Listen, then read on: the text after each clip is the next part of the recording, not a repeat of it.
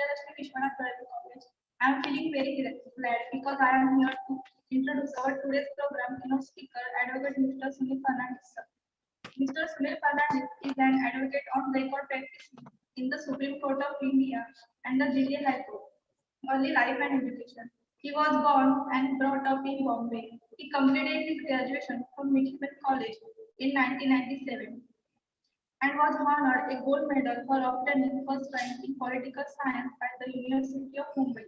While in Mithila College, he was honored as the best student and was also appointed as the General Secretary of Mithila College Students Council and President of Student Council in University of Mumbai.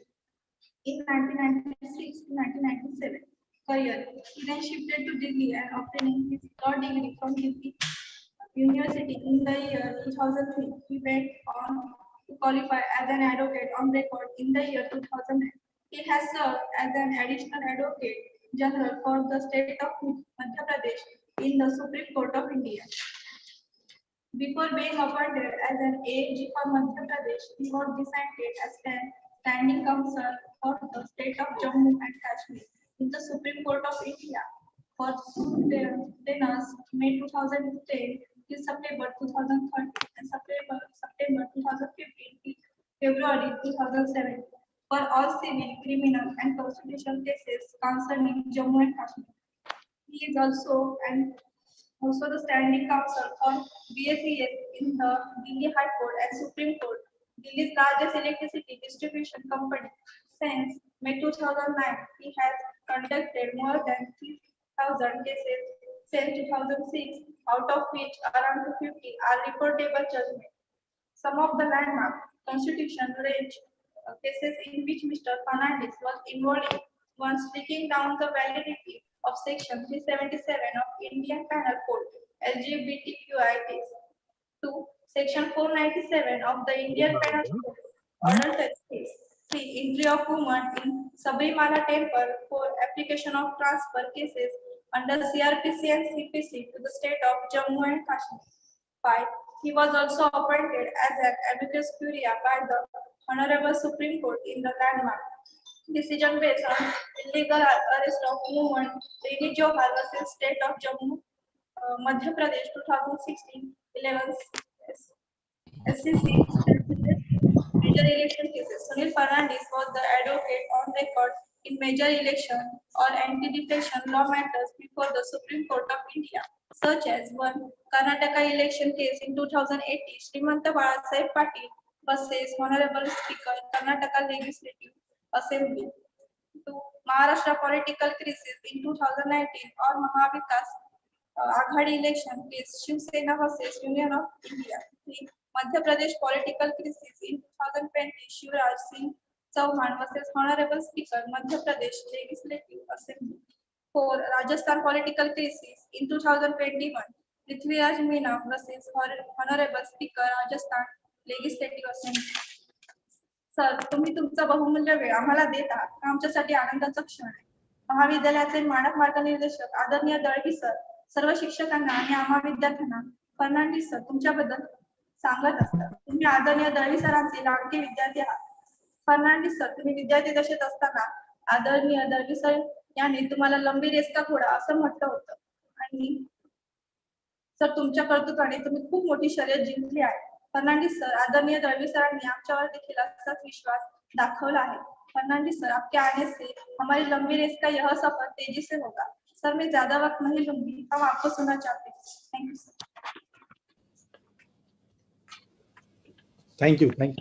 Thank you for the very kind introduction. Dalvi sir ने बोला था 25 years को बोला था लंबी race का घोड़ा है. अब वो घोड़ा है कि वो गधा है पता नहीं, आगे डिसाइड होगा. लेकिन दलवी सर मेरे जीवन के सबसे पहले और आखिरी गुरु हैं. ये जितना भी लंबा इंट्रोडक्शन इंट्रोडक्शन मेरे बारे में दिया गया है उसका 100% क्रेडिट जाता है दलवी सर को. So I am very grateful to him. I am what I am because of him. And I am very happy to give this speech because जब हम लोग कॉलेज में थे 1990s में तो दलवी सर का सपना था कि कनकौली में to have a college established, and it gives me great deal of happiness कि जो सपना दलवी सर ने इतने पहले सोचा था वो सपना अभी साकार हो गया है. आप लोग उस कॉलेज के स्टूडेंट्स हो and I'm sure that you all will attain greater glory and do your college, your family, and your friends proud. So, dear friends, आता मी हिंदी आणि इंग्लिश मध्ये बोलणार आहे. I hope that's okay with you all. आणि, and I'll try to keep it very simple. आजचा topic आहे know your constitution. And हम सब लोगों को कॉन्स्टिट्यूशन के बारे में पता तो है कि भाई इंडिया में कॉन्स्टिट्यूशन है, लेकिन क्या एग्जैक्टली कॉन्स्टिट्यूशन है इसके बारे में बहुत कम लोग जानते हैं. तो मेरा यह पर्पस अभी नहीं है कि आप लोगों को कॉन्स्टिट्यूशन, ये कोई लेक्चर नहीं है, कोई क्लास नहीं चल रहा है, तो मैं आपको सेक्शन और आर्टिकल नहीं बोलने वाला हूं. मैं आपको कॉन्स्टिट्यूशन बेसिकली क्या है ये आपको समझना चाहिए, और हर एक स्टूडेंट को और हर एक नागरिक को कॉन्स्टिट्यूशन क्या है ये समझना चाहिए. वो भले ही आर्ट्स का हो, साइंस का हो, कॉमर्स का हो, इंजीनियरिंग का हो, मेडिकल का हो, किसी भी फील्ड का हो, कॉन्स्टिट्यूशन क्या है इसका बेसिक आइडिया सबको होना चाहिए. तो अगर एक सिंपल शब्द में बोला जाए, कॉन्स्टिट्यूशन, जो कॉन्स्टिट्यूशन है इंडिया का नंबर 1 लॉ है, नंबर 1 कानून है. मतलब वो हम कॉन्स्टिट्यूशन हमारे लिए गंगोत्री है, जैसे गंगा निकलती है वैसे ही कॉन्स्टिट्यूशन वो लॉ है जिससे बाकी सारा लॉ निकलता है. अब जैसे एक सिंपल एग्जांपल कैसे दें, आप लोग अभी विजयलक्ष्मी दलवी कॉलेज के स्टूडेंट्स हैं. अब ये कॉलेज किसने एस्टैब्लिश किया? यूनिवर्सिटी ऑफ मुंबई ने. यूनिवर्सिटी ऑफ मुंबई ने कैसे एस्टैब्लिश किया? क्योंकि there is a law which enables the university of Mumbai to establish a college. That law is the Maharashtra universities act. So Maharashtra universities act के अंदर विजयलक्ष्मी दलवी कॉलेज एस्टैब्लिश हुआ. अब महाराष्ट्र यूनिवर्सिटी एक्ट क्या, वो जो पावर है महाराष्ट्र सरकार को या महाराष्ट्र असेंबली को ये लॉ बनाने का, ये पावर दिया गया उसको कॉन्स्टिट्यूशन से. सो हम लोग रियलाइज नहीं करते, लेकिन हम लोग के लाइफ में जो भी हम लोग करते हैं in the usual course of our the interface with law, each and everything का जो सोर्स कोड है, जो ओरिजिनल पावर है, वो है कॉन्स्टिट्यूशन. फॉर एग्जाम्पल, अगर if you are any civil case में आप लोग करते हैं, कोई क्रिमिनल केस में करते हैं, तो सिविल केस के जैसे एक प्रॉपर्टी है, प्रॉपर्टी का पार्टीशन करना है ना. प्रॉपर्टी का पार्टीशन करने के लिए एक लॉ है कि भाई ऐसा प्रॉपर्टी का पार्टीशन होना चाहिए, लेकिन उस लॉ का जो फाउंडेशन है, जो बेसिस है, वो कॉन्स्टिट्यूशन ऑफ इंडिया है. मान लो कोई क्रिमिनल केस है, कोई चोरी करता है, कोई पकड़ा गया चोरी करते हुए, एंड पुलिस उसके ऊपर केस करता है, तो पुलिस केस करेगा चोरी का अंडर इंडियन पिनल कोड. लेकिन इंडियन पिनल कोड का भी जो सोर्स है वो है कॉन्स्टिट्यूशन ऑफ इंडिया. तो सारा चीज, जितना भी लॉ आपके लाइफ में है, जितने भी लीगल सिस्टम से आप ऑपरेट करते हो, आप पैन कार्ड बनाते हैं, आधार कार्ड बनाते हैं, आपका वोटर्स आईडी कार्ड बनता है, इलेक्शन होता है, हर चीज के लिए अलग अलग कानून होते हैं. लेकिन वो कानून का जो सबसे सोर्स है, जहां से ये सब कानून फ्लो होते हैं, वो है कॉन्स्टिट्यूशन ऑफ इंडिया. तो ये आप लोगों को जानना बहुत जरूरी है. इसलिए मैंने बोला कि आप आर्ट्स, ऐसा नहीं कि कॉन्स्टिट्यूशन का सब्जेक्ट है तो सिर्फ आर्ट्स वाले समझेंगे, और आर्ट्स वाले में भी जिसने पॉलिटिकल साइंस लिया वही समझेंगे. नहीं, कॉन्स्टिट्यूशन ऐसा सब्जेक्ट है जिसमें आर्ट्स वाले हो, पॉलिटिकल साइंस वाले हो, इकोनॉमिक्स, सोशियोलॉजी या कॉमर्स, या आप science, physics, bio, architect, engineers, doctors, everybody should know. क्योंकि आपके फील्ड में कुछ ना कुछ कॉन्स्टिट्यूशन का असर होता ही होता है, जो भले आप लोग अभी रियलाइज नहीं करेंगे, आगे जाके आप लोगों को पता होगा. And has proud Indians, every Indian should know of its constitution. दूसरा एक चीज बहुत जरूरी है आप लोगों को समझने के लिए कि एक कॉन्स्टिट्यूशन जो बनता है वो केवल एक आजाद देश में बन सकता है. जब इंडिया 150 साल तक ब्रिटिश के अंडर था, when Britishers ruled India for more than 150 to 175 years, India did not have a constitution. Why? क्योंकि हम लोग एक आजाद देश नहीं थे. We were not a free nation. तो जब हम लोग 1947 में आजाद हुए, और आजाद होने का सबसे पहला काम जो इस देश ने किया वो है कॉन्स्टिट्यूशन बनाने का काम किया. और कॉन्स्टिट्यूशन बनाने में अप्रोक्सीमेटली 3 साल लग गए हम लोगों को. फ्रॉम 1946, जब आजादी के जस्ट पहले कॉन्स्टिट्यूशन बनाने का काम शुरू हुआ, वो दिसंबर 1946 में, वो काम खत्म हुआ नवंबर 1949 में, और अप्रोक्सीमेटली 3 साल. और फिर जनवरी 26, 1950 को हमारा कॉन्स्टिट्यूशन ऑफिशियली फोर्स में आया. इसलिए हम लोग 26 जनवरी 1950 ला हमें republic day we celebrate. So this is the reason why we celebrate republic day. because our constitution came into, India got independent in 47, but the Constitution of India came into force on 26th of January 1950, and उस दिन से हम लोग full fledged पूरे तरीके से हम लोग एक आजाद देश, एक इंडिपेंडेंट कंट्री, एक सॉवरेन कंट्री के बेसिस पे हम लोग का एक आइडेंटिटी एस्टैब्लिश हुआ।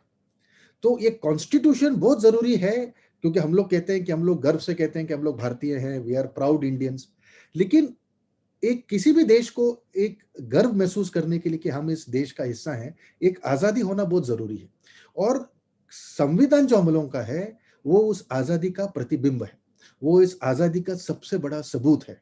तो इसलिए हर एक भारतीय नागरिक को अपने संविधान के बारे में, जिसके आधार से हम लोग आजाद हैं, जिसकी वजह से हमारा सारा कानून चलता है, एक बेसिक आइडिया होना बहुत जरूरी है। तो therefore the idea of constitution is very important, and if now I hope you have realised कि कॉन्स्टिट्यूशन कितना इंपॉर्टेंट है, कितना बेसिक है, कितना जरूरी है। और इस कॉन्स्टिट्यूशन के पीछे अगर इंडिया में सबसे बड़ा कानून है तो कॉन्स्टिट्यूशन है, और इस कॉन्स्टिट्यूशन में बनाने में सबसे बड़ा हाथ अगर किसका था तो बाबा साहेब आंबेडकर का था। तो इसीलिए आज का जो टॉपिक है know your constitution on Ambedkar दिवस क्यों रेलेवेंट है, क्योंकि जो बाबा साहेब आंबेडकर ने हमारे आज के लाइफ एक्सपेक्टेंसी के स्टैंडर्ड से उनका स्वर्गवास बहुत जल्दी हुआ, वो barely he was in his mid 60s, 65 64 के थे, लेकिन इतने कम और इतने मुश्किल उनका बैकग्राउंड रहा है, उसके बावजूद भी इतने कम समय में उन्होंने बहुत सारे अचीवमेंट्स किए। लेकिन उनका नंबर 1 अचीवमेंट जो है वो है कॉन्स्टिट्यूशन ऑफ इंडिया। और ये कॉन्स्टिट्यूशन ऑफ इंडिया केवल शेड्यूल कास्ट के लिए, केवल दलित कम्युनिटी के लिए, केवल किसी एक स्पेसिफिक एक विशेष प्रांत के लिए या एक जाति के लिए नहीं है, ये पूरे देश के लिए। तो जिस कम्युनिटी से वो आते हैं, उन्होंने जो संविधान बनाया, वो संविधान का भेंट उन्होंने पूरे देश को दिया, सभी जातियों को दिया, सभी प्रांतों को दिया। And he is from our home state, he is from Maharashtra. So this is the matter of great pride, for every Indian and also for every Maharashtrian, that the constitution of our country, under which everybody functions every day, is the biggest contribution in that constitution was by Baba Sahib Ambedkar, somebody from our own home state. So and therefore this is where Ambedkar's philosophy is very important, because when he was born, and even today also, unfortunately, the Dalit communities have great deal of difficulties getting access to education, to employment and to growth. अब उनका जन्म हुआ 1891 में, मतलब 14th अप्रैल आज ही के दिन में 1891 में, मतलब अप्रोक्सीमेटली 130-40 years ago। तो सोचो उस टाइम पे कितना मुश्किल होता होगा, और अगर आज मुश्किल है, अभी भी है, तो 130-40 साल पहले तो और भी कितना ज्यादा मुश्किल हो रहा होगा। एंड उनके फैमिली भी ऐसा कोई वेल टू डू नहीं था, बहुत ही एवरेज फैमिली के थे। उनके 14 उनके भाई बहन थे, फादर उनके आर्मी कैंटोनमेंट में काम करते थे।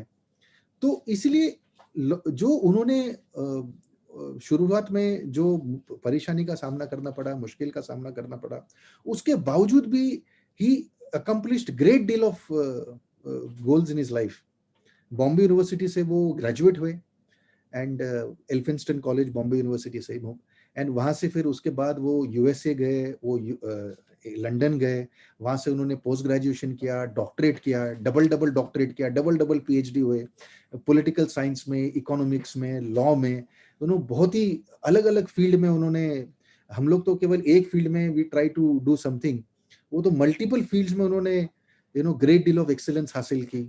And forget about his community, कि भाई उस कम्युनिटी से वो पहले व्यक्ति थे, ऑफ कोर्स उस कम्युनिटी से पहले व्यक्ति तो थे ही, लेकिन अमंग इंडियंस आल्सो बहुत रेयर था कि ऐसा ब्रिलियंट, ऐसा जीनियस आदमी विद फॉरेन जाके इतने सारा डिग्री हासिल कर रहा है, और फॉरेनर ने एकदम वर सरप्राइज्ड कि कोई इंडियन आके उनकी यूनिवर्सिटीज में आके इतना अच्छा से परफॉर्म कर रहा है। और ये सारी चीजों में उनको पैसों की बहुत बड़ी दिक्कत थी, फंड्स उनको आसानी से नहीं मिले, सब जगह पे उन्होंने स्कॉलरशिप से ही पढ़ाई की, लेकिन स्कॉलरशिप के बावजूद भी खर्चा बहुत होता है। अगर आप यूएस में और लंदन में रहते हैं तो आसान बात नहीं है, वहाँ यहाँ से वहाँ ट्रैवल करना, उस जमाने में शिप में ट्रैवल करना होता था, रहना खाना पीना, it was very difficult, very expensive.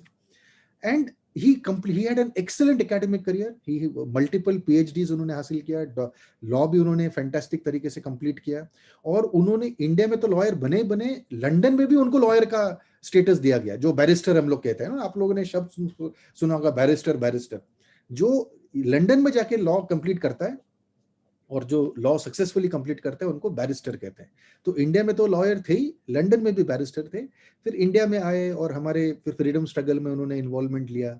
और जो उनकी अपनी जो स्पेसिफिक कम्युनिटी थी, जिनका कोई लीडरशिप था नहीं, उस कम्युनिटी को जो आगे ऊपर डेवलप करने के लिए, उसको एक पॉलिटिकल रिप्रेजेंटेशन देने के लिए उन्होंने काफी मेहनत की।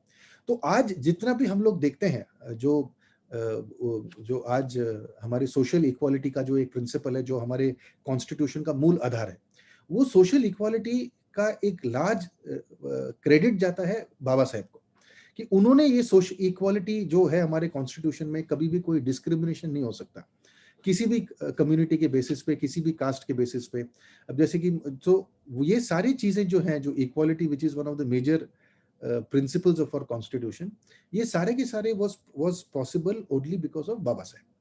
सो जब इंडिया को इंडिपेंडेंस मिला, या it was very clear that अभी ब्रिटिश जो है इंडिया छोड़ के जाने वाली है, अप्रोक्सीमेटली 1945 तक जब सेकेंड वर्ल्ड वॉर खत्म हुआ, तो इट वाज क्लियर दैट अब ब्रिटिश जो है इंडिया छोड़ के जाएगी and India will become an independent country.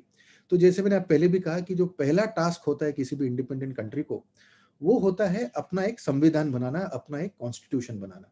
तो इसलिए उन्होंने क्या किया कि जो अभी हम लोग का पार्लियामेंट है, वो पार्लियामेंट तो 5 साल में एक बार इलेक्ट होता है, हर 5 साल में इलेक्शंस होते हैं। जैसे 2019 में इलेक्शंस हुए, 2014 में हुए, 2009 में हुआ, अब अगला इलेक्शन 2024 में होगा। तो पार्लियामेंट का इलेक्शन हर 5 साल में होता है, लेकिन कॉन्स्टिट्यूएंट असेंबली का जो इलेक्शन हुआ वो एक ही बार होता है, और उसका केवल एक ही पर्पस था, वो था कॉन्स्टिट्यूशन ऑफ इंडिया को बनाना। तो अभी जो हमारा पार्लियामेंट हाउस आप देख रहे हो ना, तो उस दिल्ली में, तो वहां पे उस समय 47 से लेके 51 तक कोई पार्लियामेंट नहीं बैठी, 47 से 51 तक कॉन्स्टिट्यूएंट असेंबली बैठी। और वो कॉन्स्टिट्यूएंट असेंबली का सबसे ओनली काम, एक ही काम था उसका, वो है कॉन्स्टिट्यूशन ऑफ इंडिया को बनाना। तो 1950 में जैसे कॉन्स्टिट्यूशन ऑफ इंडिया बना, उसके बाद 51 में फर्स्ट जनरल इलेक्शंस हुए, तो पार्लियामेंट बना, और उसके बाद से पार्लियामेंट्री हर 5 साल के बाद इलेक्शंस होते हैं और पार्लियामेंट चुन के आता है। लेकिन ये इसलिए पॉसिबल है क्योंकि 46 से लेके 49 तक जो 3 साल जो कॉन्स्टिट्यूएंट असेंबली बैठी, उस कॉन्स्टिट्यूएंट असेंबली में तक 2 साल 11 महीने तक उन्होंने कॉन्स्टिट्यूशन को बनाया। जैसे हमारे आज के तारीख में it is the world's longest written constitution. हर एक कंट्री के पास कॉन्स्टिट्यूशन होना है ये जरूरी नहीं है। बहुत सारे कंट्रीज हैं जिसके पास कॉन्स्टिट्यूशन नहीं भी है, और जिनके पास कॉन्स्टिट्यूशंस हैं, जो रिटन कॉन्स्टिट्यूशन जिसको कहते हैं, लिखित में जो कॉन्स्टिट्यूशन जो है, उनमें से सबसे कॉम्प्रिहेंसिव, सबसे इलैबोरेट और सबसे लंबा कॉन्स्टिट्यूशन ऑफ इंडिया है। एंड वर्ल्ड ओवर इसको लोग क्रेडिट देते हैं, इसको रिस्पेक्ट करते हैं कि हाँ, इनका कॉन्स्टिट्यूशन इतना अच्छा है। हमारा कॉन्स्टिट्यूशन कई सारे कंट्रीज में उनके अपने कॉन्स्टिट्यूशन बनाने के टाइम पे उसको देखा जाता है, उसको फॉलो किया जाता है, उससे लोग इंस्पिरेशन लेते हैं। So that is a very big credit to us, and that is possible again because of Baba Saheb, because in the constituent assembly जो 46 से 49 तक बैठी, तो उस कॉन्स्टिट्यूएंट असेंबली में बहुत सारे सब कमिटीज थे।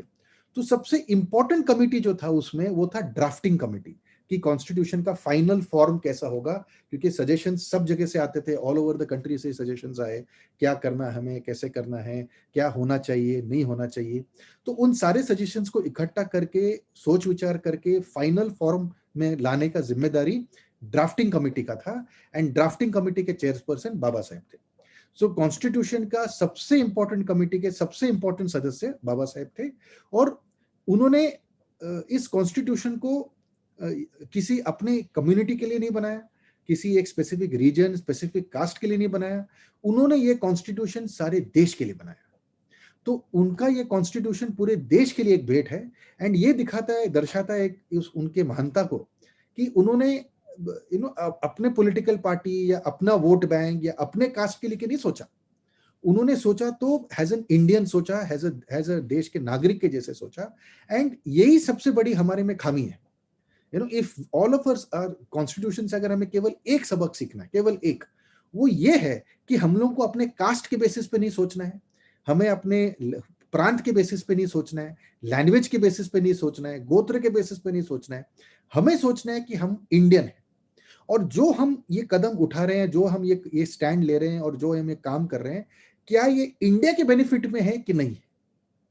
दैट इज द मूल मंत्र जिसको कहते हैं ना हमारे कॉन्स्टिट्यूशन का, हमारे संविधान का मूल मंत्र, that is this is the basis, that it is encourages every person to think like an Indian, that you are not Marathi, you are not Gujarati, you are not Bengali, you are not Tamilian, you are not Haryanvi, you are Indian. You are not upper caste, you are not lower caste, you are not OBC, you are not Dalit, you are Indian. That is what our constitution teaches us. And ये चीज हम लोग अगर सब लोग उसको inculcate करें, उसके अंदर अपने अंदर इस चीज को ग्रहण करें, so I think that is the biggest lesson that we can learn from our constitution. और कॉन्स्टिट्यूशन का सबसे बड़ा फायदा यही होगा, और आज की तारीख में हो नहीं रहा। हम लोग of course there have been great deal of development, हमने 75 इयर्स तक कॉन्स्टिट्यूशन को चलाया है, अच्छी तरह से चला है, लेकिन अभी भी बहुत सारी एरियाज हैं। अगर हम लोग ये बैठ के पीछे आराम करके बैठ जाएं कि नो भाई हमारा एकदम सब चीज परफेक्ट है, कोई प्रॉब्लम ही नहीं है, तो देन वो गलत होगा। वी हैव टू रिकॉग्नाइज कि आज के तारीख में भी जो हमारे कॉन्स्टिट्यूशन का जो गोल है, कॉन्स्टिट्यूशन ने जो आइडियल्स रखे हैं, वो अभी तक पूरी तरह से सिद्ध नहीं हुए हैं। अभी भी बहुत चीज बचता है, अभी भी बहुत सारे ऐसे वर्ग हैं, बहुत सारे कम्युनिटीज हैं, बहुत सारे ऐसे लोग हैं जिनको कॉन्स्टिट्यूशन का पूरा फायदा नहीं हुआ है। सो इसलिए please understand the constitution is important for everybody, because it, जैसे मैंने 2-3 पॉइंट सबसे पहले बोले कि सबसे पहले वो गंगोत्री है सारे कानून का। सारे कानून जो है कॉन्स्टिट्यूशन से ही फ्लो होते हैं, नंबर 1। नंबर 2, कॉन्स्टिट्यूशन हमें कुछ सबक सिखाता है, वो सबक हर एक भारतीय को सीखने चाहिए। तो ये कोई एक लॉ का कोई सब्जेक्ट नहीं है। ऑफ कोर्स लॉ जब आप करते हैं तो उसमें पेपर्स होते हैं, constitution of India written exam वगैरह आपको देने के लिए, उसकी बात मैं नहीं कर रहा हूँ। मैं एक जनरल आइडिया के आपको होना चाहिए। ये जरूरी नहीं है कि आपने कॉन्स्टिट्यूशन खोला तो कौन से सेक्शन, कौन सा आर्टिकल 14 क्या कहता है, आर्टिकल 21 क्या कहता है, वो सब बात की बात है। वो आगे जाके आप लोगों को अगर इंटरेस्ट होता है, आप लोग कॉन्स्टिट्यूशन स्पेसिफिकली पढ़ते हो, तो I would welcome it, because everybody should have a basic understanding of it. But today what my purpose is for you all to understand, for you all to that you all should know that constitution जो है वो क्या करता है कि it certain ideals, certain principles उसको दर्शाता है, वो हमें समझना चाहिए। that is equality, fraternity, liberty, brotherhood, ये सारे ideals हैं हमारे constitution के, and those are the constitutional ideals which every Indian must inculcate, every Indian must take it inside। क्योंकि कॉन्स्टिट्यूशन में तो बहुत आसान है, लिखा हुआ है शब्द there shall be equality in India, तो उससे सब इक्वालिटी हो जाएगा। There shall be fraternity, fraternity मतलब भाईचारा, there shall be fraternity among Indians, तो ऐसे लिखने से हो जाएगा। सर्वधर्म समभाव, all religions to be treated equally, just because constitution में लिखा है वैसे हो जाएगा। तो कॉन्स्टिट्यूशन में जो लिखा है वो हमारा एक ऑब्जेक्टिव है, एक टारगेट है। वो तभी पॉसिबल है जब हम लोग उसको समझें और उसको अपने में अपनाएं, क्योंकि जब तक वो नहीं अपनाते हैं तब तक वो कॉन्स्टिट्यूशन सक्सेस नहीं हो सकता।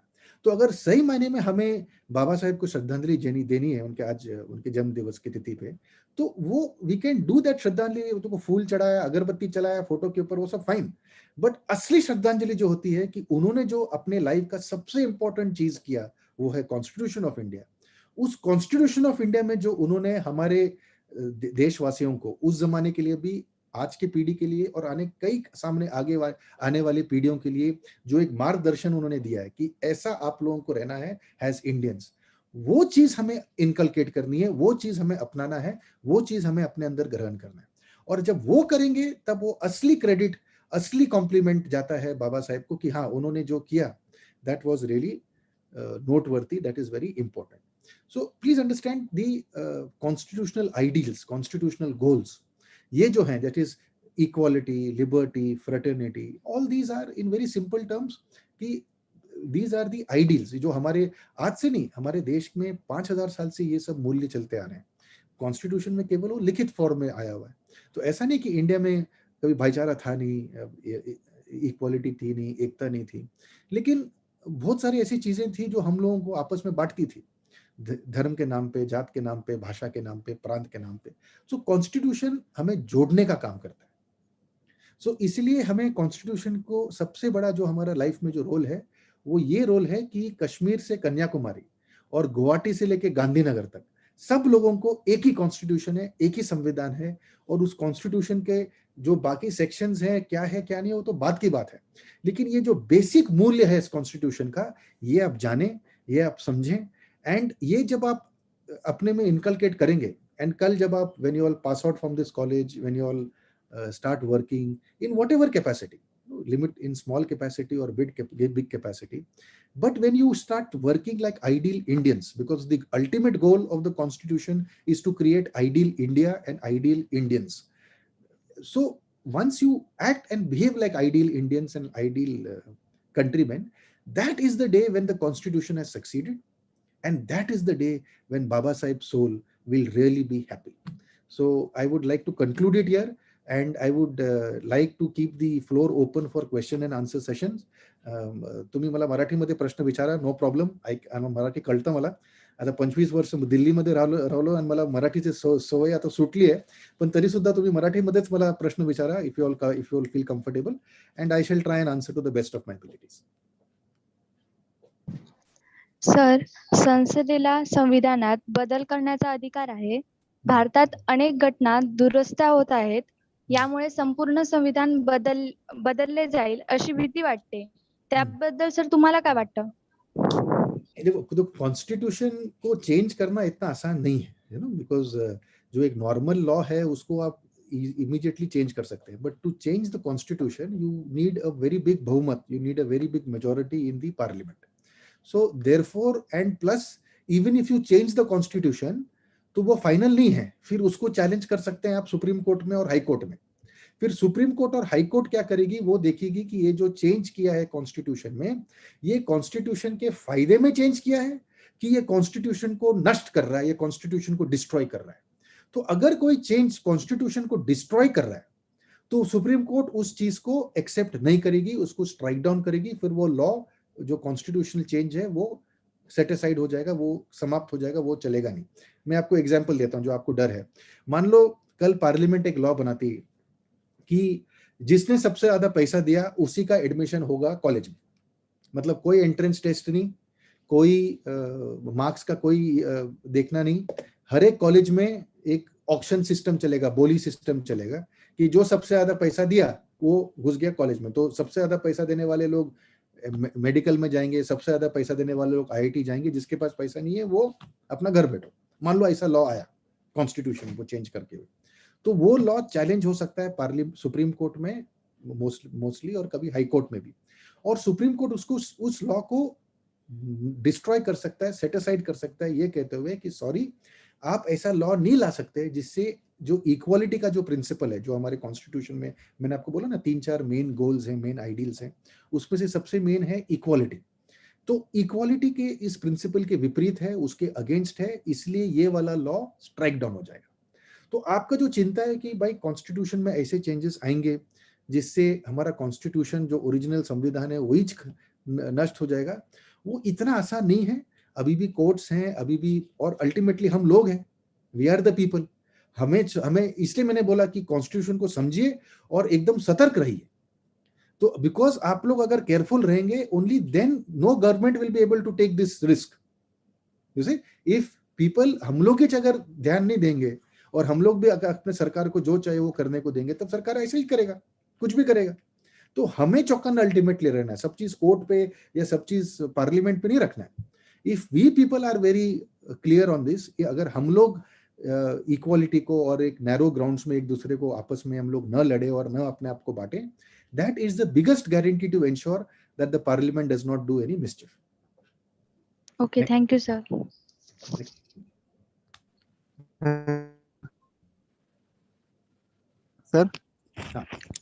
सर मला एक असा प्रश्न विचारायचा आहे की सर, महाराष्ट्र आणि बेळगाव मध्ये सीमावाद चालू आहे ना सर, त्यावर मला प्रश्न विचारायचा आहे. संयुक्त महाराष्ट्राच्या चळवळीपासून बेळगाव कारवार सहित सीमा भाग महाराष्ट्रात यावा यासाठी आंदोलन चालू आहे. तर सर, हा सीमा भाग महाराष्ट्र येतो का आणि कसा? नाही, अरे ते जरासा कॉम्प्लिकेटेड जे पॉलिटिकल प्रश्न झाला. आता काय, see look at the problem.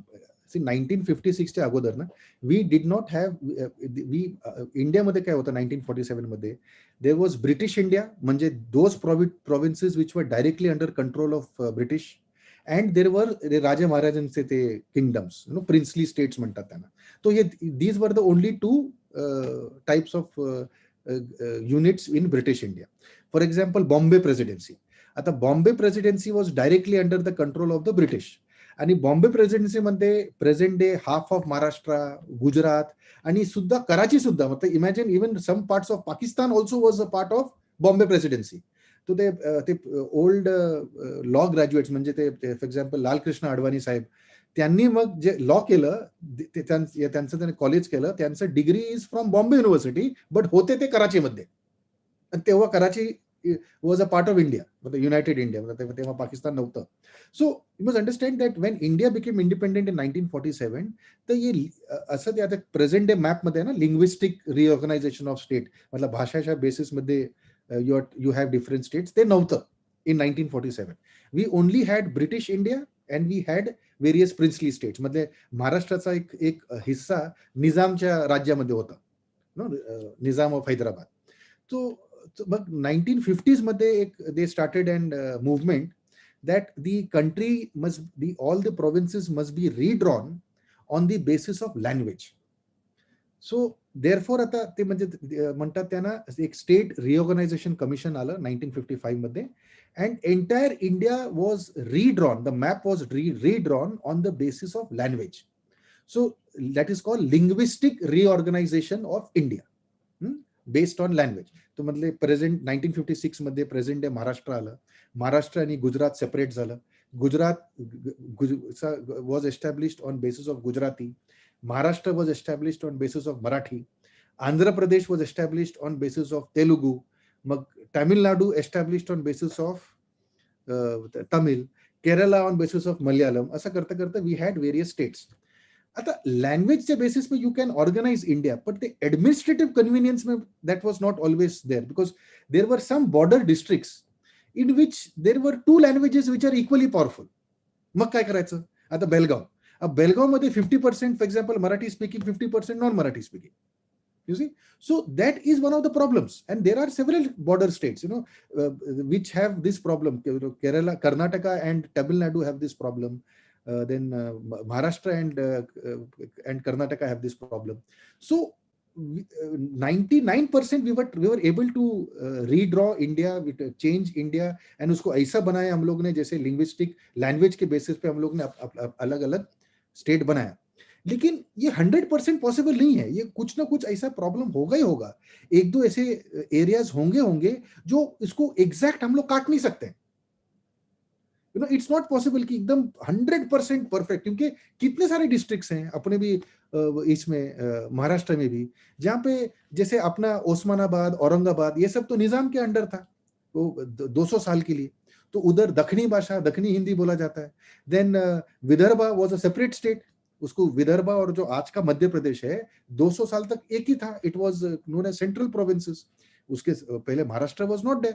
So Konkan and Bombay, जो अभी का मुंबई सिटी है, कोंकण है, that was a part of Bombay presidency. तो अभी जो आप मैप में महाराष्ट्र देखते हो, वो ब्रिटिश के टाइम पे 4 अलग अलग जगह पे था, वो एक महाराष्ट्र था ही नहीं. और दैट इज, और वैसे ही हर एक स्टेट में भी यही प्रॉब्लम है. वो ब्रिटिश टाइम में उसका मैप ही अलग था. तो हमने काफी हद तक we have tried to create it, लेकिन हम लोगों को यह समझना चाहिए कि that ultimately 100% exact but partition करना स्टेट होगा वो पॉसिबल नहीं है. वो कुछ ना कुछ लफड़ा होगा ही होगा. तो अभी बेलगांव केस में, अभी बेलगांव का प्रॉब्लम में हम लोग का प्रॉब्लम क्या है कि बेलगांव के प्रॉब्लम को हम लोग यहाँ से हैज महाराष्ट्रन्स देखते हैं, एंड उधर से वो लोग हैज कन्नडिगास देखते हैं. नो, अगर हम लोग बेलगांव के प्रॉब्लम को हैज इंडियंस देखने लगे ना, इधर से भी हम लोग इंडियंस के जैसे देखे और उधर से भी कर्नाटका से भी वो लोग उसको इंडियंस के जैसे देखने लगे, तो ये प्रॉब्लम आसान हो जाएगा. You see, this is what I'm trying to say. So it's sometimes very difficult, to get this. I understand Belgaum mein we have a good amount of with the Maharashtra Ekikaran Samiti bhi hai in Belgaum, and there is a good percentage of Marathi speaking population, but sometimes it will not be possible. There will be 1 or 2 districts here and there, 1 or 2 areas here and there, which will not be possible to have an exact division. So therefore, we should not have this violence, killings, and all these things. If Maharashtra and Karnataka approach this as Indians, then I think this problem can be resolved to a large extent. We can have common control over that district, or certain parts of the, or if not the entire district, some part of the district can be given to Maharashtra. But this can be done only in a peaceful and a negotiated manner. हम लोग अगर झगड़ा करेंगे, उधर right चलेगा, मारामारी चलेगा, तो उधर कर्नाटक के साइड के वहां के भी नेता लोग उनको भी भड़काएंगे ना, बोलेंगे कि नहीं अपना स्टेट का हिस्सा जा रहा है दूसरे स्टेट में। तो दैट इज द प्रॉब्लम कि हम the violence and this should not take place. We should sit across the table and try and see what best we can, but both of us should realize कि कुछ ना कुछ problem तो होगा. You can't have 100% linguistic organization without any problems. Next question. Thank you, sir. Sir UPSC आणि MPSC या दोन परीक्षा वेगवेगळ्या का ठेवल्या गेल्या? नहीं, that's a current. See, there's a logic behind it. When I did, मैंने जब अपना schooling किया ना, तो I did it from state board, Maharashtra state board. आणि under the and again coming back to the constitution, हमारे constitution में there are two separate services. एक which is known as central services and दूसरे which is known as state services. अभी central services मध्ये IAS, IPS, Indian administrative service, Indian police service, आणि मग Indian foreign service, मग customs and revenue, हे सगळे येतात ते सेंट्रल सर्व्हिसेस मध्ये. And then at the state level there is a separate administration, where we have state level officers. So in the state not more than 2 to 5% of the total officers will be from the center. Rest 95-97% of the civil servants, they will be from the state.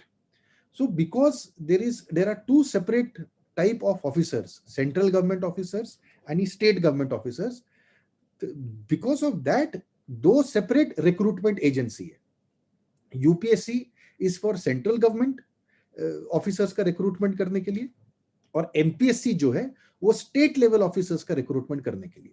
अगर मान लो एक ही agency होता, अब महाराष्ट्र में आपको taluka level पे चाहिए, जिला लेवल पे चाहिए, तो उसका नियुक्ति दिल्ली में बैठ का ऑफिसर थोड़ी कर पाएगा.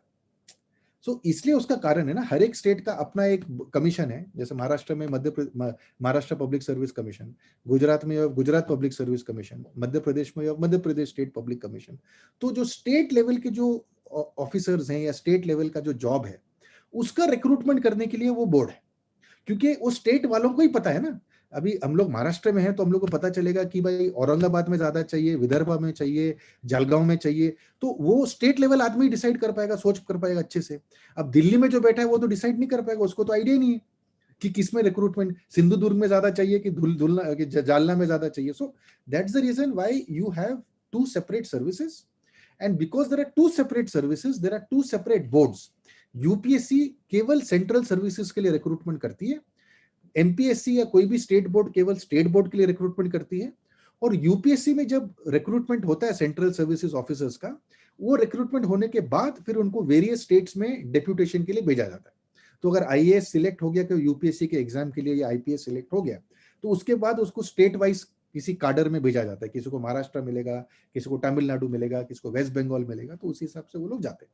सो दैट इज द लॉजिक कि दो अलग अलग सर्विस, इसलिए दो अलग अलग बोर्ड या दो अलग अलग commission for recruitment. Okay, thank you sir. Sir, अनेक वेळा केंद्र सरकार चुकीच्या प्रकारे राज्यांच्या कारभारात हस्तक्षेप करून राष्ट्रपती राजवट लावते. असाच महाराष्ट्रातील प्रसंग आपण सोडवला. सर, राज्य सरकार आणि केंद्र सरकार यांच्याकडे नक्की कोणते अधिकार आहेत ते सांगा. अगर ऐसा गलत तरीके से सेंटर ऐसा इन्वॉल्व होता है ना, तो सबसे बिगेस्ट जो एक सोल्यूशन है इसका, जो स्टेट गवर्नमेंट के पास है, वो है आप सुप्रीम कोर्ट जा सकते हो.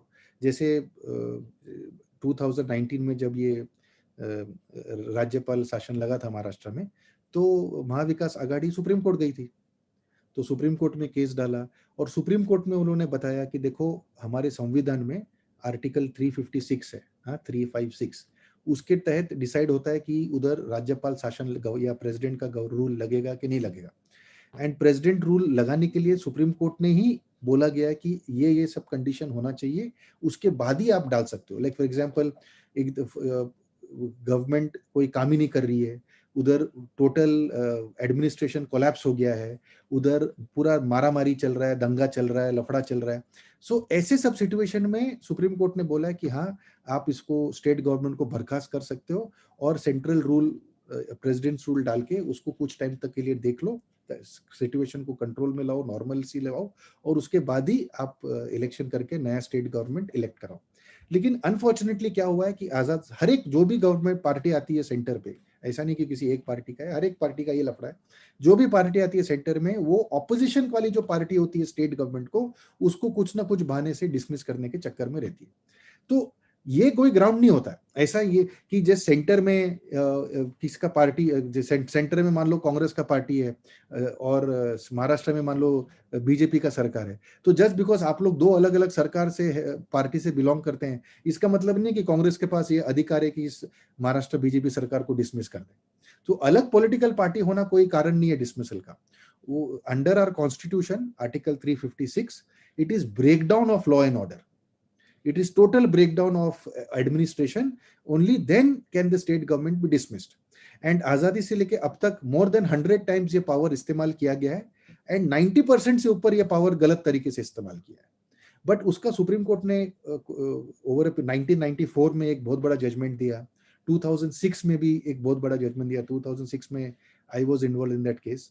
1994 में कर्नाटका के केस में उन्होंने जजमेंट दिया सुप्रीम कोर्ट ने, और 2006 में बिहार के केस में उन्होंने जजमेंट दिया, इन विच उन्होंने एक सर्टेन रूल्स ले डाउन किए कि कभी भी सेंटर को, कोई भी स्टेट गवर्नमेंट को डिसमिस करने से बजाय, कोई हस्तक्षेप करने के पहले ये सारे पॉइंट्स होने चाहिए, तभी डिसमिस कर सकते हैं।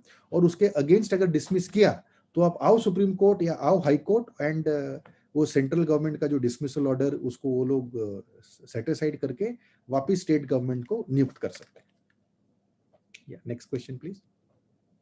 Thank you sir. तर इंदिरा गांधींनी जेव्हा आणीबाणी लावली होती तेव्हा सुप्रीम कोर्टने हस्तक्षेप केला नव्हता।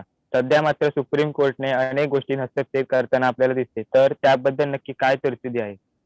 जरा पुन्हा बोला, आय कुडंट हिअर, काय म्हणतात तुम्ही? तर इंदिरा गांधींनी जेव्हा आणीबाणी लावली होती तेव्हा सुप्रीम कोर्टने हस्तक्षेप केला नाही। इमरजेंसी ना, हाँ नहीं तेव्हा नहीं केला, that's right, you are right, but that is, वो बहुत पुराना कहानी हो गया ना, वो तो 1970s का है, आज से 45-50 इयर्स पहले की बात है। उसमें सुप्रीम कोर्ट ने इंटरफेयर नहीं किया था, लेकिन उसके बाद फिर बहुत सारे ऐसे सिचुएशन हुए हैं जिसमें सुप्रीम कोर्ट ने इंटरफेयर किया है, हाई कोर्ट्स ने इंटरफेयर किया है, वो लोग ने लॉ लेट डाउन किया है। सो ऐसा नहीं है कि हमेशा सुप्रीम कोर्ट ने या हाई कोर्ट ने करके कुछ मदद किया है, कभी कभार वो लोग ने नहीं भी किया है, बट ब्रॉडली ऐसा नहीं है कि हमारे पास उसका कोई सोल्यूशन नहीं है। मतलब ऐसा नहीं कि मतलब गलत तरीके से सेंटर ने किसी भी स्टेट गवर्नमेंट को डिसमिस कर दिया तो कोई लीगल कोई हमारे पास सोल्यूशन नहीं है, लीगल कोई हमारे पास रास्ता नहीं है, ऐसा नहीं, लीगली है। सुप्रीम कोर्ट ने बताया है। कभी कभार कुछ केसों में सुप्रीम कोर्ट एक्सेप्ट करती है, कभी कभी नहीं एक्सेप्ट करती है, उसमें आप कुछ नहीं कर सकते। जैसे कोई एक मैच होता है, कभी आप जीतते हो कभी हारते हो, तो अगर तो you have to accept it, victory as well as defeat in the same manner. You should not this thing. Sometimes, many times we lawyers also not able to convince the court, not able to tell the court कि what is the issue, क्या है क्या नहीं है। So वो solution है, उसका एक समाधान है, एक रेमेडी है। ऐसा नहीं है कि मतलब सरकार, सेंट्रल गवर्नमेंट जो चाहे वो कर सकती है और हम लोग नागरिक लोग कुछ उसको कुछ उसका सोल्यूशन नहीं कर सकते। थँक सर, मूलभूत कर्तव्य, अधिकार आणि मार्गदर्शक तत्वे यामध्ये काय फरक आहे? फरक एवढाच आहे की मूलभूत कर्तव्यामध्ये इफ दॅट इज व्हायलेटेड, जैसे fundamental rights and fundamental duties, fundamental rights मध्ये अगर वायलेशन होतं तो you can directly approach the court. Fundamental duties मध्ये वायलेशन होता तो you can't approach the court. That is one of the major things. मतलब constitution जब बनाया वो लोगों ने, तो उन्होंने क्या किया कि फंडामेंटल राइट्स का एक चैप्टर रखा जो कंपलसरी है। मतलब उसमें से अगर कुछ भी वायलेशन होता है तो आप सीधा कोर्ट जा सकते हो।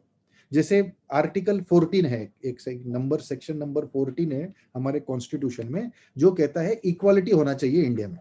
तो अगर इक्वालिटी है और अगर मान लो किसी हर एक क्लास के अंदर इक्वालिटी होना चाहिए, अलग अलग कैटेगरीज हो सकते हैं, जनरल का हो सकता है, ओबीसी का हो सकता है, SC ST का हो सकता है, लेकिन उन कैटेगरी के अंदर इक्वालिटी होना चाहिए। मान लो 2 जनरल कैटेगरी स्टूडेंट्स हैं और कॉलेज क्या करती है, जिसको कमती मार्क्स मिला है उसको एडमिशन मिल देती है और जिसको ज्यादा मार्क्स मिला है उसको एडमिशन नहीं देती है, क्योंकि कमती वाले ने पैसा खिलाया होगा तो उसको दिया, ज्यादा वाले ने को मार्क्स एडमिशन ने पैसा नहीं दिया तो उसको नहीं दिया। तो you go to the court में जाओ एंड कोर्ट में बोलो कि देखो जो फंडामेंटल राइट्स का जो हमारा चैप्टर है कॉन्स्टिट्यूशन में, part 3 of our constitution, that is article 14, ये सीधा उसका वायलेशन है कि ये डिस्क्रिमिनेशन किया है कि मेरे को ज्यादा मार्क्स मिला है लेकिन मुझे एडमिशन नहीं दिया और मुझसे कमती मार्क्स वाले को एडमिशन दिया है। तो कोर्ट बोलेगी यस यू आर राइट, ये गलत है, ये नहीं हो सकता है, तो जो आपके नीचे वाले को जिसको एडमिशन दिया उसको कैंसिल करके आपको एडमिशन मिलेगा। ये हो गया हमारा फंडामेंटल राइट्स। लेकिन एक अलग चैप्टर है ऑन फंडामेंटल ड्यूटीज। अब फंडामेंटल ड्यूटीज में वो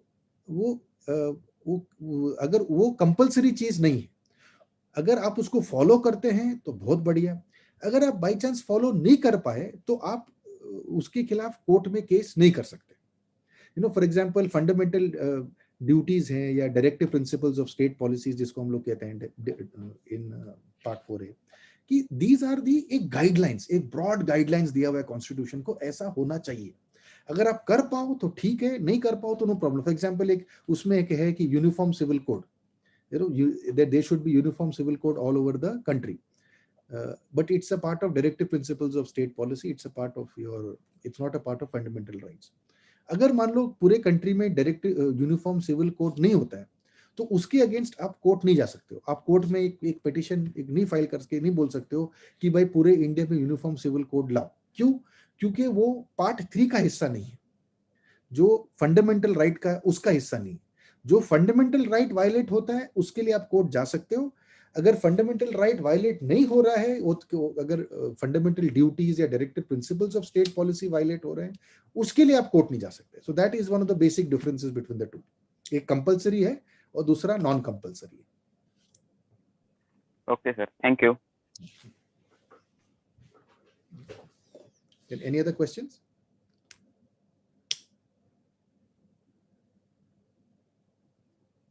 हाँ, हॅलो सर. हाँ बोला. सबरीमाला केसच्या संदर्भामध्ये थोडा आपला एक्सपिरियन्स जो आहे तो आमच्याशी विद्यार्थ्यांशी शेअर करतात सर. ती केस आपण जिंकली होती, तर याबद्दल आपला जो अनुभव आहे तो प्लीज सांगा. देखिए सबरीमाला वाले केस में में ऑल्दो हम लोग केस जीते हैं, but it is a very complicated issue. वो बहुत सिंपल साधारण इशू नहीं है। जैसे इसके पहले मैंने जो एग्जांपल दिया कि मेरे को ज्यादा मार्क्स मिला, किसी दूसरे वाले को कम मार्क्स मिला, उसको एडमिशन मिला, मेरे को एडमिशन नहीं मिला, तो वो तो एकदम ओपन एंड शट केस होता है, ब्लैक एंड व्हाइट केस होता है। अब सबरीमाला में देखो, आपको समझने के लिए दोनों साइड का समझना जरूरी है। जो हम लोगों का साइड का था, जो हम लोग ने बोला कोर्ट में, लेकिन एट द सेम टाइम दूसरे पार्टी का भी समझना बहुत जरूरी है। क्योंकि क्या होता है, हम लोग केवल अपना ही बात समझते, दूसरे पार्टी को समझने का कोशिश नहीं करते। तो अभी दोनों पार्टी ने क्या क्या बोला कोर्ट में। जैसे हम लोग का पार्टी था, वो ये कह रहे थे कि ये प्रथा जो थी, ये इतने टाइम से चली आ रही थी, आज से 100 साल 200 साल 500 साल पहले तो ठीक था कि आप एक सर्टेन एज ग्रुप के लेडीज को भगवान का दर्शन करने से मना कर रहे थे। लेकिन आज की तारीख में इन 2021 जब इतना हम लोग प्रोग्रेस कर चुके हैं, इतना हम लोग ने डेवलपमेंट देखा है, आज की तारीख में वुमेन के अगेंस्ट ऐसा डिस्क्रिमिनेशन करना गलत है।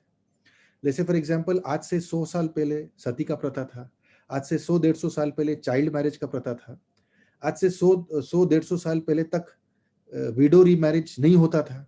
मतलब बचपन में अगर वो विधवा हो गई तो जीवन भर उसको, 8-10 साल में अगर विधवा हो गई तो 90 साल तक उसको ऐसे रहना पड़ता था। तो बहुत सारे ऐसे सोशल प्रैक्टिसेस थे जो 500, 1000, 1500, 2000 सालों से चलते आ रहे थे, लेकिन कोर्ट ने उसको बंद किया। टाइम के साथ हम लोग सब चेंज हुए, तो इसलिए हम लोग ने बोला कि ये रूल भी चेंज होना चाहिए। ये आप लेडीज पे छोड़ो, क्योंकि सबरीमाला में जो 15 से लेके 50 तक का एज ग्रुप की लेडीज थी, उनको दर्शन करने के लिए अलाउड नहीं था। तो हमने बोला कि भाई ये एक बैन नहीं होना चाहिए, आप लेडीज पे छोड़ दो। वो अगर दर्शन करना चाहते हैं तो उनको करने दो, वो अगर दर्शन नहीं करना चाहते हैं तो उनका राइट है, वो ना करें। लेकिन आप बैन नहीं कर सकते, सबको एक साथ बाहर नहीं निकाल सकते। वो हमारे जो संवैधानिक प्रिंसिपल है, जो कॉन्स्टिट्यूशनल प्रिंसिपल है ऑफ इक्वालिटी, उसको टोटली वायलेट करता है। तो ये हमारा स्टैंड था। जो दूसरी पार्टी का स्टैंड था, और उनके स्टैंड में भी दम था, ऐसा बात नहीं है। They are also very good point. They say कि देखो, ऐसा नहीं कि हम लोग हर एक टेंपल में 15 से 50 के एज ग्रुप की लेडीज को हम लोग एंट्री करने से मना कर रहे हैं। हम लोग केवल इस अयप्पा वाला जो मंदिर है सबरीमाला में, केवल उसी टेंपल में मना कर रहे हैं, क्योंकि उधर का जो भगवान है, उधर की जो मूर्ति है उस भगवान की, वो नैस्तिक ब्रह्मचारी है। मतलब वो अपने अपने सामने किसी भी 15 से 50 साल के उम्र की लेडी को वो एक्सेप्ट नहीं करता कि वो मेरा दर्शन करे। और ये हजारों साल की आई हुई प्रथा है और कोर्ट को इस प्रथा में हस्तक्षेप नहीं करना चाहिए। तो ये उनका स्टैंड था। अब सुप्रीम कोर्ट ने 2018 में भले ही हमारे फेवर में ऑर्डर पास किया और बोला कि नहीं, ये सिस्टम गलत है और 15 से 50 की एज ग्रुप की औरतों को आप एंट्री करने दो, लेकिन अभी तक स्टेट गवर्नमेंट ने, सेंट्रल गवर्नमेंट ने उसको इम्प्लीमेंट नहीं किया। क्यों? क्योंकि एक पॉलिटिकल मुद्दा बन गया ये, क्योंकि एजिटेशन हुआ, झगड़ा हुआ, ये वो वोटिंग इलेक्शन में लोगों का ये है। तो ये एक लीगल और कॉन्स्टिट्यूशनल इशू से हटके ये बन गया है पॉलिटिकल इशू। तो और अभी फिर रिव्यू पिटीशन फाइल हुआ है सुप्रीम कोर्ट में। अभी भी सुप्रीम कोर्ट में आगे जाके वो लोग, एक बड़ा बेंच फिर से ये केस सुनेगा कि ऐसा होना चाहिए कि नहीं होना चाहिए।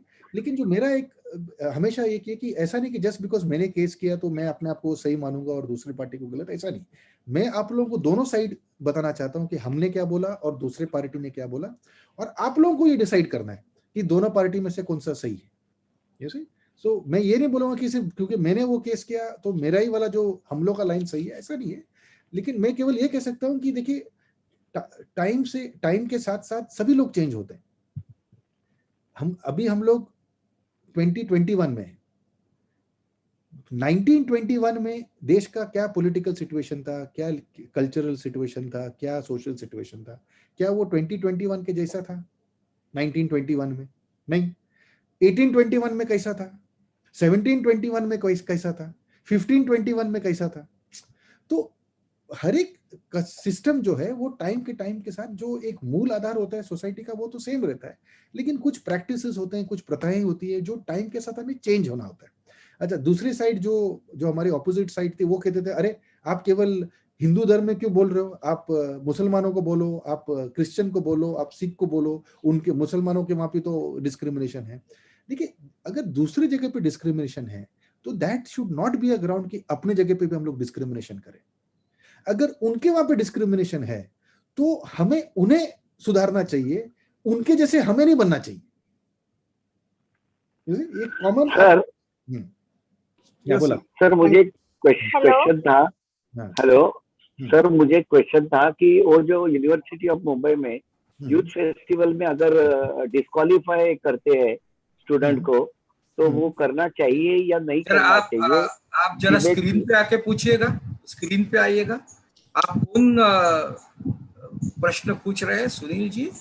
क्या आप आवाज पे जी, अगर डिस्क्वालीफाई करते वक्त अगर यूनिवर्सिटी में अगर कोई भी बच्चा अगर सालों से, जैसे अभी आपने कहा कि जो स्थिति पहले थी वो आज नहीं है या आगे जाके बदल सकती है, लेकिन मैं बड़े गर्व के साथ कहना चाहता हूँ कि उस वक्त के सुनील फर्नांडिस जो थे वो आज इतने साल बाद भी वैसे ही है और उसी तरह डेडिकेशन के साथ काम कर रहे हैं।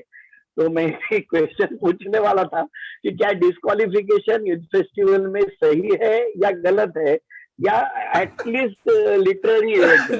इतना ही पूछने वाला था मैं। जवाब ये, अगर आदेश बांदेकर का स्टूडेंट है तो डिस्क्वालिफिकेशन 90s में भी गलत है, आज भी गलत है। लेकिन अच्छा लगा, मैं अभी एक दूसरी जगह था और मुझे पता चला दलवी सर के पास कि आज सुनील कनेक्ट होने वाले हैं। तो मैं ऐसी जगह शूटिंग कर रहा हूँ, वहां पे रेंज भी नहीं मिल रही है, फिर भी मैं कनेक्ट हुआ क्योंकि मुझे इतना प्राउड मोमेंट है आज के लिए। और शायद आप यानी बाकी लोग समझ नहीं पाएंगे, मगर दलवी सर और मैं फील कर रहा हूँ कि आज सुनील फर्नांडिस सर, ऐसे कहूंगा कि सुप्रीम कोर्ट में जिस तरह से काम कर रहे हैं, हम यूनिवर्सिटी ऑफ मुंबई की पूरी यूथ फेस्टिवल टीम की तरफ से हमें बड़ा गर्व होता है। थैंक यू, नमस्कार, thank you, thanks a lot sir, thank you and wish you all the best Sunil. मैं ऑफ एयर जाता हूँ क्योंकि मेरा इमीडिएट अगला शूटिंग है। Thank you, god bless you. Okay Adesh.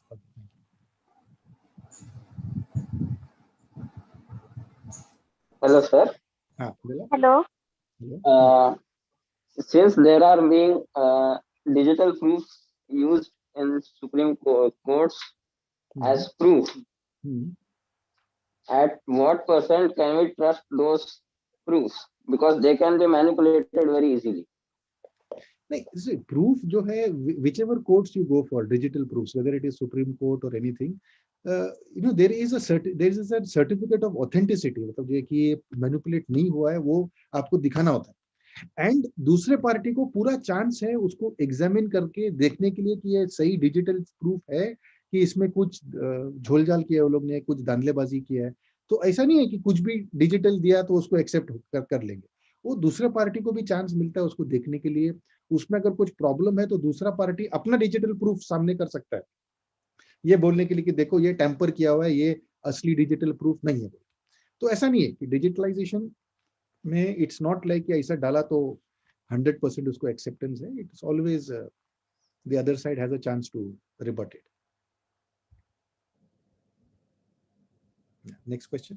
Hello बोला सर, मला एक क्वेश्चन आहे. बोला। कलम 370 आणि कलम 35A याबद्दल आपलं काय म्हणणं आहे? हे चुकीचं केलं सरकारने की हे करून आपल्याला फायदा झाला? नहीं, अरे बघा, सी मेरा ये काम होगा आप लोगों को दोनों साइड का व्यू बताने का, है ना। जो कुछ इंडिया में कुछ लोग हैं जो कहते हैं कि 370 एंड 35A को होना चाहिए था, उसको कैंसिल नहीं करना चाहिए था, और कुछ लोग ऐसे हैं जो कह रहे हैं कि वो कैंसिल होना चाहिए। अब कैंसिल क्यों नहीं होना चाहिए था वो मैं आपको बताता हूँ। उनका ये कहना है कि जब 1947 में कश्मीर जो है वो इंडिया का पार्ट बना, तो उस टाइम पे इंडियन गवर्नमेंट ने कश्मीर को एक गारंटी दी थी कि जब तक तुम इंडिया के अंदर होगे तब तक हम लोग 370 और 35A तुमको देंगे। मतलब वो कश्मीर लोगों का ये कहना है कि इंडिया ने हमें प्रॉमिस किया था कि हमें 370 और 35A होगा, इसलिए हम लोग इंडिया ज्वाइन करने के लिए एग्री हुए। और अब जो है आपने हमसे पूछे बगैर 370 और 35A को कैंसिल कर दिया। तो उनका ये मेन ग्राउंड है, उनका ये जो उसको उनके फेवर में जो बोलते हैं 370 और 35A के, वो ये कहते हैं कि हम लोगों को अगर आपने एक गारंटी दी थी, एक प्रॉमिस किया था, और हैज इंडियन गवर्नमेंट ने उस प्रॉमिस को तोड़ा। सो उनका ये कहना है।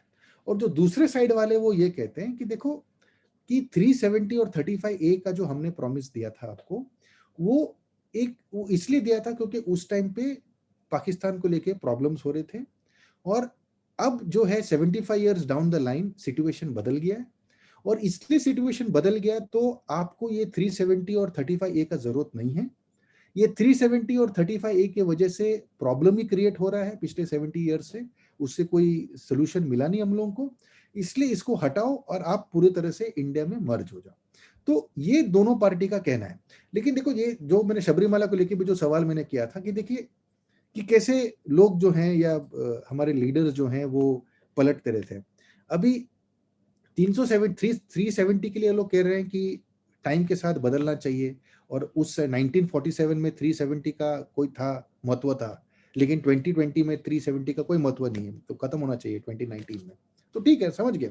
लेकिन वही चीज सबरीमाला के भी तो होता है ना, उसमें भी तो लोग कह सकते हैं कि देखो आज से 100 साल पहले आप लोग ने औरतों को एंट्री नहीं दी, 200 साल पहले नहीं दी, 500 साल पहले नहीं दी, लेकिन अभी दो।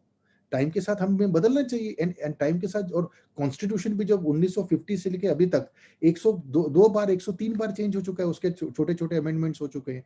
तो इसलिए देखो 370 एंड 35A या किसी भी मुद्दे पे आप लोगों को दोनों पार्टी का, दोनों साइड का व्यू जानना चाहिए, अच्छे से जानना चाहिए, और फिर उसके बाद डिसाइड करो कि दोनों में से कौन सा व्यू आपके लिए सही है। और एक व्यू लेने से पहले दूसरे व्यू को और अच्छे से समझो। मान लो आपको लगता है कि नहीं 370 जाना चाहिए, ये आपका व्यू है, लेकिन ये व्यू पकड़ने से पहले पूरी तरह से कोशिश करो कि जो दूसरा पार्टी का, दूसरे साइड का है, जो बोल रहा है कि ये 370 नहीं जाना चाहिए, वो ऐसा क्यों बोल रहा है, उसका ईच एंड एवरी पॉइंट समझो, उसके सारे आर्गुमेंट समझो, सारे पॉइंट, और उसके बाद फिर अपना फैसला लो। And that's all I would say, has intelligent young students, this is, and tomorrow you will be responsible citizens of this country, you will be someone whom we all should be proud of. This is what should have ultimately happen. किसी भी मुद्दे पे, किसी भी topic पे अपना मत, अपना व्यू लेने से पहले दूसरा का व्यू, दूसरे का मत पहले समझो, और उसके बाद फिर अपना फाइनल डिसाइड करो कि अपना क्या व्यू होना चाहिए।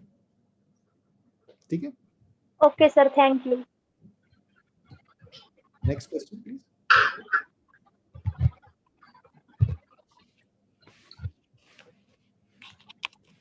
Hello, sir. Am I audible? Yes, you're audible, please. Sir, political पॉवरचा जो इन्फ्लुएन्स आहे तो ज्युडिशरी मध्ये वाढत चाललेला आहे.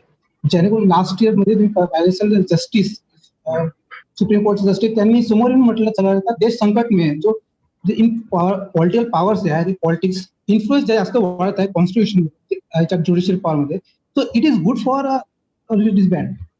नाही, कसं गुड असणार, तर बॅडच असणार ना. So it's not a good thing. आता मग सर याच्यावर सर काय परिणाम, म्हणजे याच्यावर काय उपाय काय करताय? उपाय म्हणजे आता but it is a problem with most of the governments. there is always, whichever government has been there, even in the past also, there have been the governments which have, जिसने इंटरफेयर किया है. वो एक होता है कि जैसे ही central government जरा सा अगर वीक होगा तो इंटरफेरेंस कम होता है, और जैसे ही सेंट्रल गवर्नमेंट जरा सा स्ट्रांग होता है, कोई भी पार्टी का क्यों ना हो, उसमें जरा सा इंटरफेरेंस लेवल हाई हो जाता है. तो अल्टीमेटली इसका सोल्यूशन जजेस के पास ही है. इसका सोल्यूशन आपके पास नहीं है, मेरे पास नहीं है, और किसी के पास नहीं है. उनको इस चीज का सोल्यूशन करना है कि अगर एक लीगल लिमिट है जिसमें सेंट्रल गवर्नमेंट इंटरफेयर कर सकती है, लेकिन अगर उस लीगल लिमिट को पार क्रॉस करके इंटरफेरेंस हो रहा है, तो वो जजेस को आपस में मिलके उसको सॉल्व करना चाहिए. उसमें हम और आप उनके लिए कुछ नहीं कर सकते. वो पूरा उनके पास पूरा पावर है. हम लोगों से कई ज्यादा पावर जजों के पास है. इंडिया में शायद ही ऐसे कोई लोग हैं जिनके पास इतना पावर है जितना जजेस के पास है. आप और हम तो कुछ नहीं है उनके मुकाबले. और अगर वो लोग इस चीज का सोल्यूशन नहीं कर सकते तो आप और मैं भी नहीं कर पाएंगे सोल्यूशन. ये एकदम फ्रैंक बात है. अगर सोल्यूशन है तो इस प्रॉब्लम का सोल्यूशन केवल जजेस के पास ही है, और वो ही कर सकते हैं. आम नागरिक इसमें कोई सोल्यूशन नहीं दे सकता उनको, और ये उनको करना चाहिए. बिकॉज अगर वो लोग नहीं करते इस बात का सोल्यूशन, तो आम नागरिक का जो एक फेथ है सुप्रीम कोर्ट पे या हाई कोर्ट्स पे या जुडिशरी पे, वो डगमगाएगा. तो आज की तारीख में आर्मी है, जुडिशरी है, एक इन सब लोगों पे इंडियंस का भी बहुत फेथ है. तो उनको ये समझना चाहिए कि ये फेथ टूटना नहीं चाहिए. उनके पास पूरा पावर है. हमारे संविधान में उनको फुल पावर दिया गया है कि अगर कोई इंटरफेरेंस करता भी है तो उसको कैसे उनको सॉल्व करना है. तो ये उनका responsibility, and we can only hope कि they take the right things. ठीक है, thank you sir. But sir वो जो रिजल्ट देना चाहिए, जो उनको अच्छा लगता है कि ये this is the right decision, वो नहीं दे पा रहे हैं just because of the political pressure and power.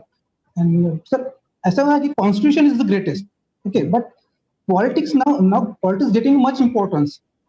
So that's why the influence on constitution and judiciary. उसका सोल्यूशन आपके हाथ में ना, उसका सोल्यूशन जजों के हाथ में नहीं है. तो आप ऐसा गवर्नमेंट इलेक्ट मत करो जो जज सुप्रीम कोर्ट के साथ ऐसा इंटरफेरेंस कर रहे हैं. वो हम लोगों ने इलेक्ट किया ना, है कि नहीं? क्या तो है सर. तो ऐसा सोल्यूशन है कि भाई ऐसे गवर्नमेंट को इलेक्ट मत करो. तो अगर गवर्नमेंट इलेक्ट किया है तो फिर बाद में भुगतो. ऐसा तो that is ultimately in the hands of the voter. अगर आप अगर आपका view majority of Indian share करते हैं, तो हो सकता है वो लोग ऐसा सरकार को इलेक्ट नहीं करेंगे. लेकिन हो सकता है आपका ये व्यू मेजॉरिटी इंडियंस नहीं शेयर कर रहे हैं. उनके व्यू से गवर्नमेंट नहीं इंटरफेयर कर रही है सुप्रीम कोर्ट में. So at the end of the day, ये जो राइट टू वोट है, right to elect the government है, बहुत ही स्ट्रांग पावर है. एंड हमें उसको एकदम अच्छे से इस्तेमाल करना चाहिए. जो एक और मेजर प्रॉब्लम है हम इंडियंस के साथ, कि हम लोग उस वोट को ठीक से यूज नहीं करते. एंड ठीक से क्योंकि हम लोग वोट यूज नहीं करते, हमारे पास ऐसे ही सब नेता लोग आते हैं. किसी भी पार्टी का क्यों ना हो, नेता ऐसा ही होता है. वो क्यों होता है? बिकॉज हम लोग नहीं ठीक से वोट करते ना. तो at the end of the day you can't blame only politicians. उनको क्यों, मतलब we are the ones who are electing them ना. वो लोग तो किसी दूसरे कंट्री से, पाकिस्तान से, सऊदी अरब से, लंदन से, यूएसए से तो आए नहीं है. वो लोग तो हम लोग से ही उठ के आ गए. हमारे देश से आए, हमारे एरिया से ही उठ के आ रहे हैं. हम ही जैसे लोग हैं. तो फिर तो at the end of the day हम लोगों को ठीक से लोगों को चुनना होगा. हम लोग नहीं चुनेंगे ठीक से, तो ये दिक्कत है. Thank you.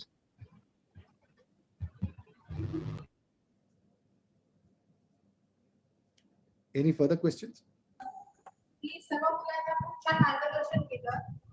भारताचे संविधान म्हणजे केवळ त्यातील शब्द नव्हे, तर या देशातील व्यक्ती केंद्रस्थानी स्वातंत्र्य आणि समतेची आस धरणारा एक जिवंत दस्तावेज आहे. संविधानाची पायाभूत मूल्ये न्यायपालिकेने जपली, पण ती लोकांमध्ये आणि नागरिक समाजातही रुजवायला हवी. याविषयीचे चिंतन ऍडव्होकेट सुनील फर्नांडिस सर यांनी आपल्या द्रविड महाविद्यालयात केले. त्याबद्दल ऍडव्होकेट सुनील फर्नांडिस सरांचे आभार. मी आम्हाला बहुत मार्गदर्शन केलं.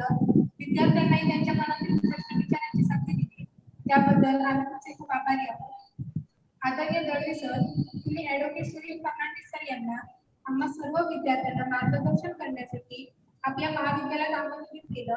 सर, तुम्ही नेहमीच विद्यार्थ्यांना महत्व देता, तुम्ही विद्यार्थी केंद्रित दृष्टिकोन ठेवता. समुद्रात भरभरलेल्या नौकेला ज्याप्रमाणे दीपस्तंभ मार्गदर्शन करतो, त्याचप्रमाणे नेहमीच